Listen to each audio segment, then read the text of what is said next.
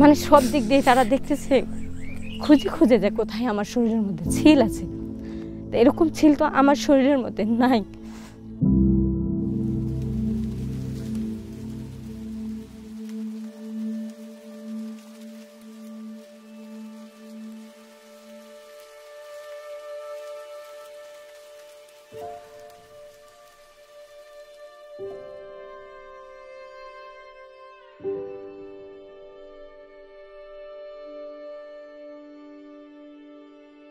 উনি যে আলাপগুলো করে, যে কথাবার্তাগুলো বলে, খুবই ভালো লাগে।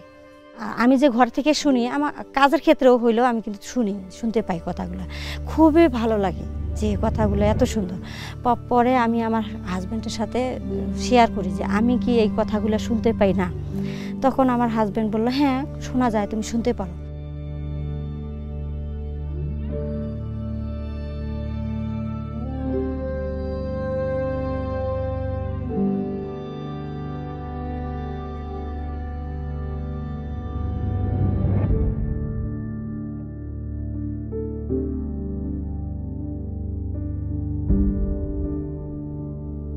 পরে কই যে খ্রিস্টানদের বই, এটা কেমনে হয়? এটা খ্রিস্টান, এটা তো খ্রিস্টান নয়, এটা মুসলমান।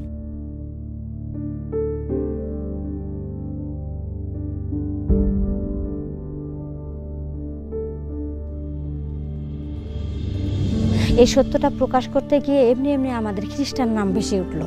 কিন্তু তারপরে ধীরে ধীরে ধীরে ধীরে বুঝতে পারলাম যে এই তৌরুজ জব্বুর ইনজিল অনুসরণ করলেই খ্রিস্টান বলা হয়।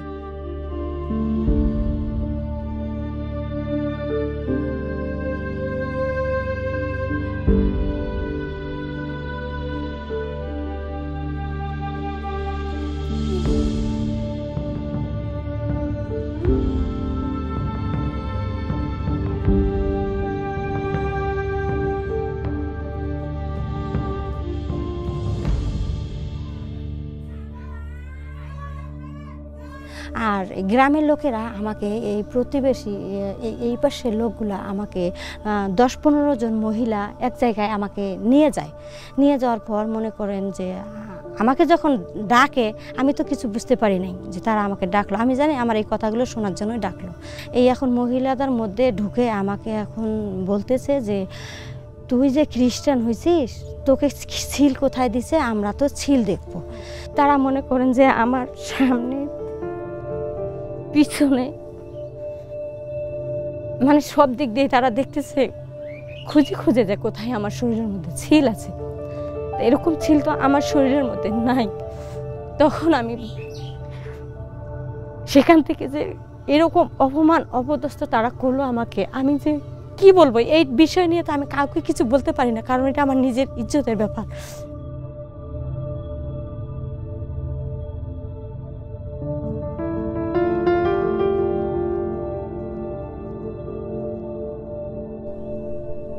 মানে ডেট করছিল, এমন একদিন ডেট করছিল যে অমুক দিন আমরা তার বাসায় গিয়ে আমরা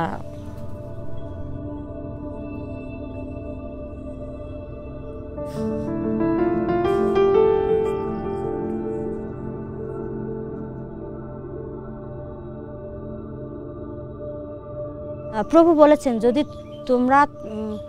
তোমাদের বেঁচে থাকতেই হয় তাহলে আমার জন্যই বেঁচে থাকো, আর যদি মরতে হয় তাহলে আমার জন্যই মারা যাও। যদি আমাদের মরতেই হয় যেন আমরা প্রভুতেই মরতে পারি, যদি বেঁচে থাকি তার জন্য প্রভুর গৌরবের জন্য বেঁচে থাকি, আর প্রভু আমাদের মধ্যে দিয়ে যেন কাজ করতে পারেন।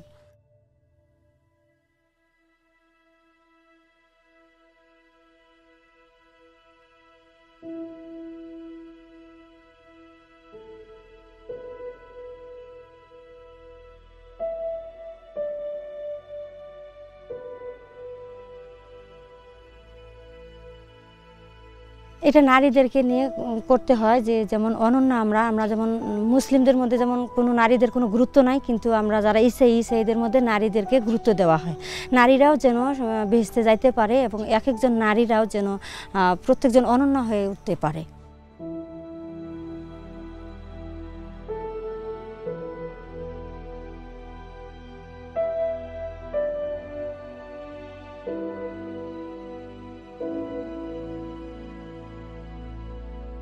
মাঝে মাঝে যখন নির্যাতন হয় তখন আমরা এই ঘরের মধ্যে যখন উপাসনা করি তখন ভয় হয়।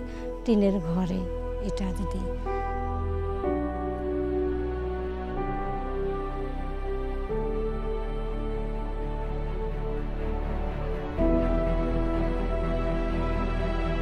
আমাদের বাংলাদেশি নারীদের মুসলিম সমাজের মধ্যে নারীরা অবহেলিত, তারা যেন প্রভুকে জানতে পায়, তারা যেন বেহেশতে যাইতে পারে। আমরা যেমন জেনেছি এত নির্যাতন হওয়ার পরও আমরা প্রভুতে বিশ্বাস হয়ে স্থির আছি।